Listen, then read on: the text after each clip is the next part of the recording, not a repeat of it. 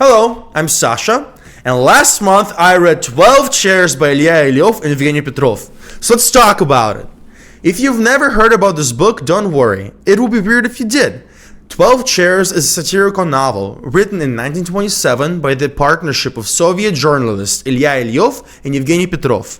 Together, they lived in Odessa and worked in publication Gudok, where they honed their political humor and punchy prose to create one of the most influential novels in Russian history.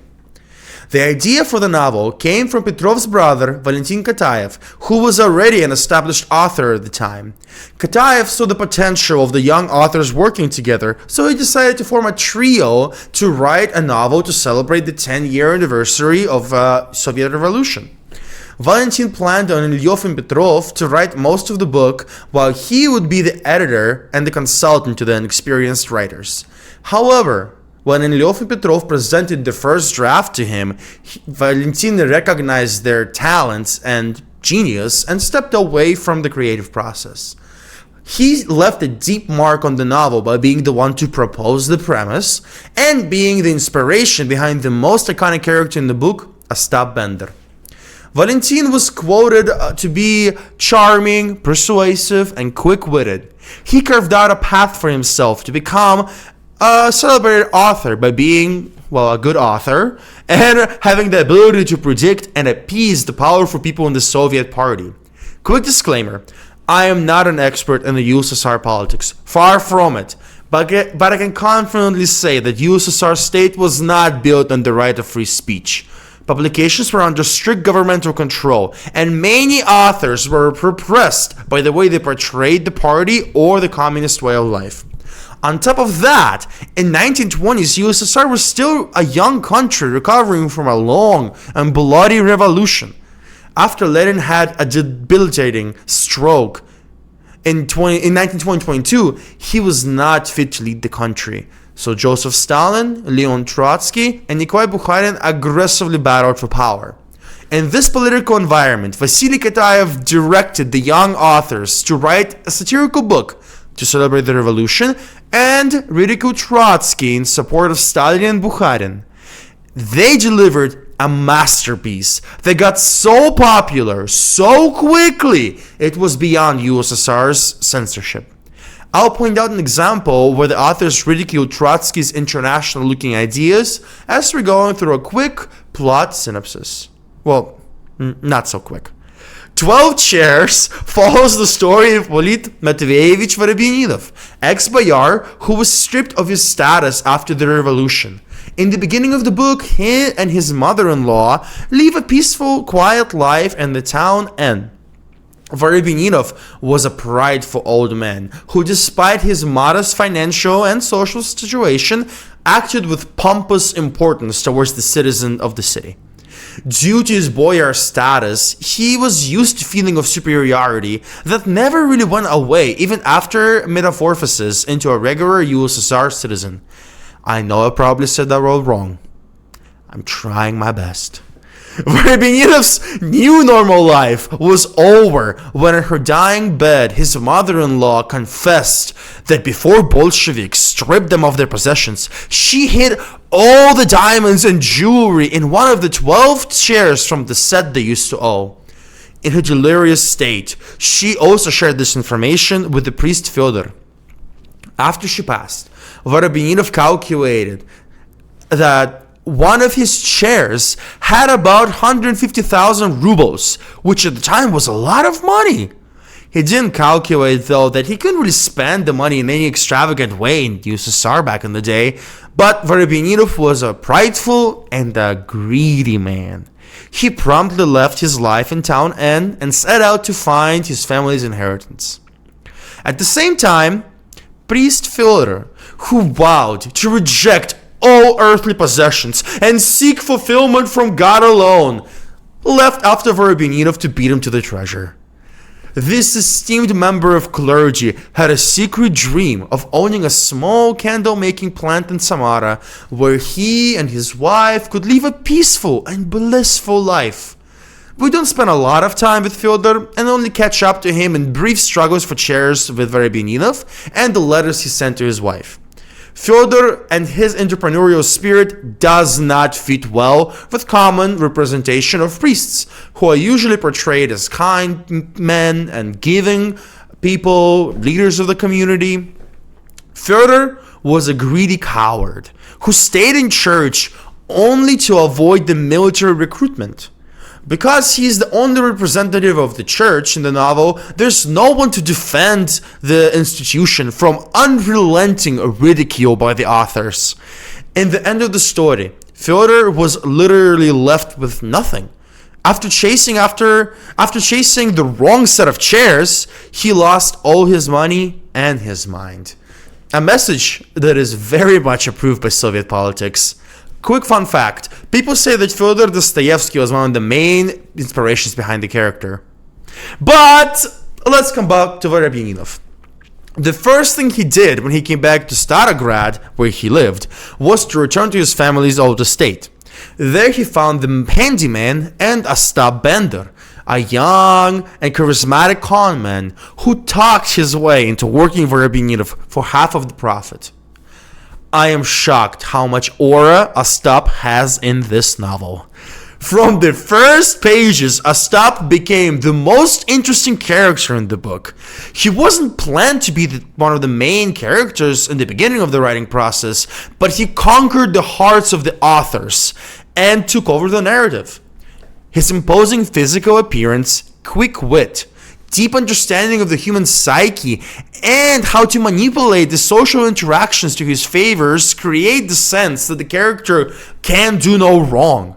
When you read Ostap's crazy schemes to get the chairs, you can't help but laugh to be amazed when everything works out exactly like it was required by the Great Combinator, which was one of his many nicknames. Special shout out to the chess scheme in Vasyev. Pure comedy. In fact, Ostap was so impressive, he slowly but surely crushed Vorobyaninov mentally and turned him from a prideful, ousted boyar into his pathetic errands boy, who he kindly renamed Kisa. And it means kitty in Russian. Under the decisive leadership of the Great Combinator, the pair of treasure hunters went on a crazy goose chase after the 12 chairs through Moscow and the Caucasus Mountains. They met a large cast of characters on the journey and engaged in comedical machinations that sometimes deviated from Ostap's plans, but always moved the concession forward. I don't want to go through every story beat and character because you should really read this for yourself. This book is hilarious. But I want to highlight the grand opening of the first tram in Starograd to show an example of political satire against Trotsky. The tram was Triukhov's passion project for a while. Triukhov was a good and honest engineer that was dedicated to his craft like a proper Soviet worker. He was a good and honest engineer that was dedicated to his craft like a proper Soviet worker. I read that twice. He was dreaming of the tram for a while, and finally, with the support of director Gavrilin, the project found some legs behind it. A lot of time and a lot of hard work from Triukhov, the workers, and volunteers went into building the tram and the required infrastructure.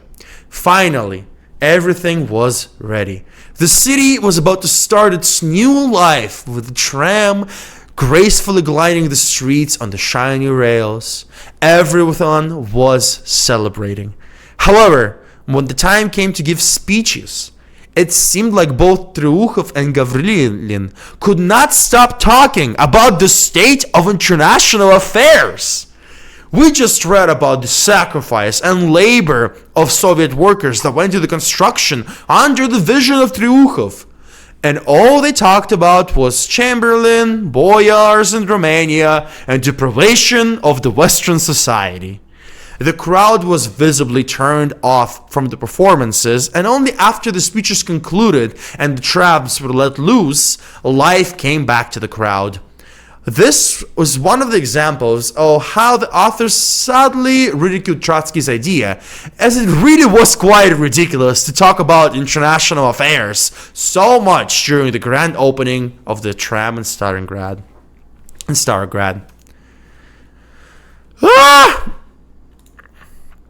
I'm skipping a big chunk of Kisses and Ostap's adventure in Moscow.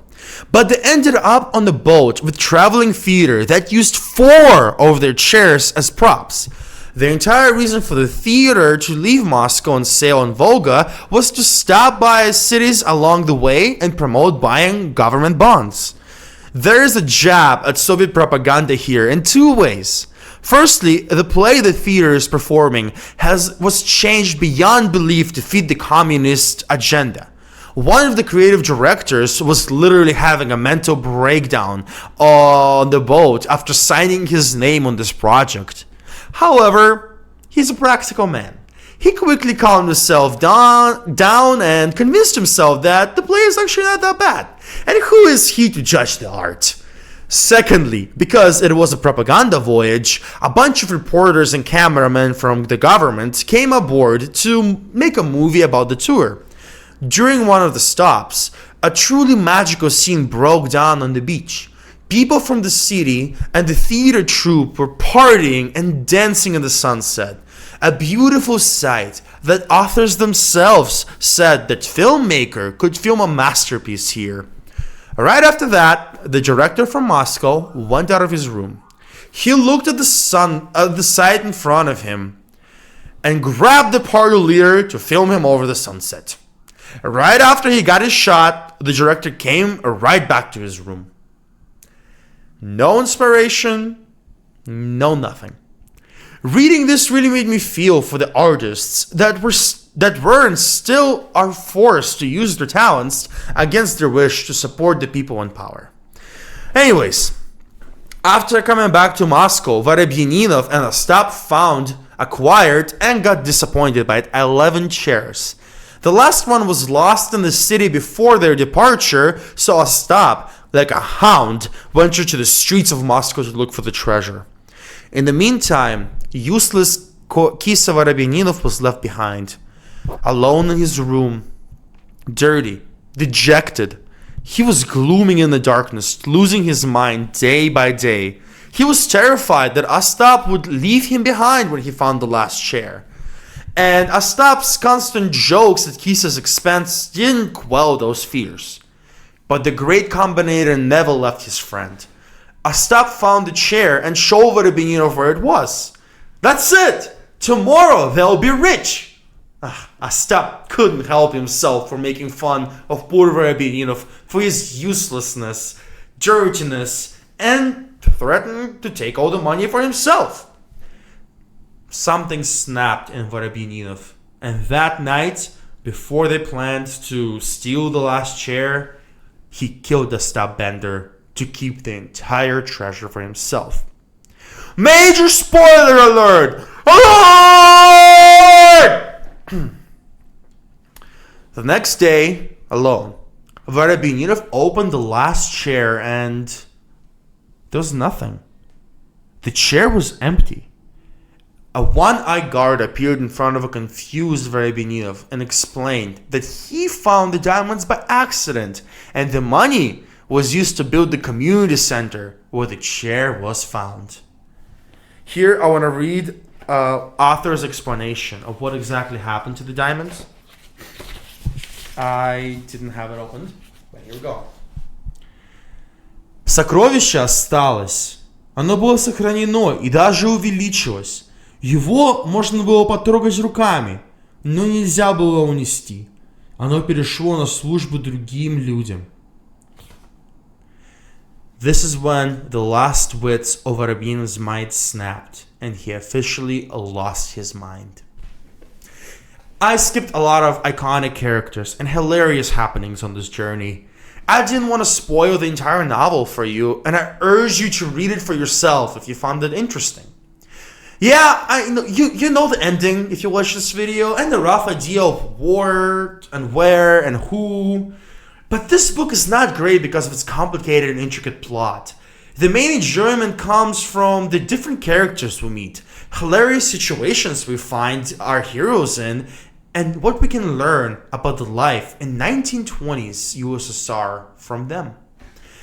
The greatness is in calculated, daring, and hilarious satire that walks the edge of the political knife to deliver truly iconic phrases and jokes that are still prevalent among the Russian speakers. In fact, some of the jokes and phrases are so iconic, some people thought they came down from ancient Rus, and in reality, they were said by Ostap Bender. I would give this book an 8 out of 10, and I would really recommend you give it a read if you're looking for a good laugh and just great comedy, good book. I love this book, and I think you'll have a great time reading it as well. Sasha out. Appease the powerful party in the people in the party. Ah! There's no one. Fuck you, mouse. Facing a ripper. Ah! Ilya Ilof and Evgeny Petrov. Ah! Makes me sad. Makes me just sad.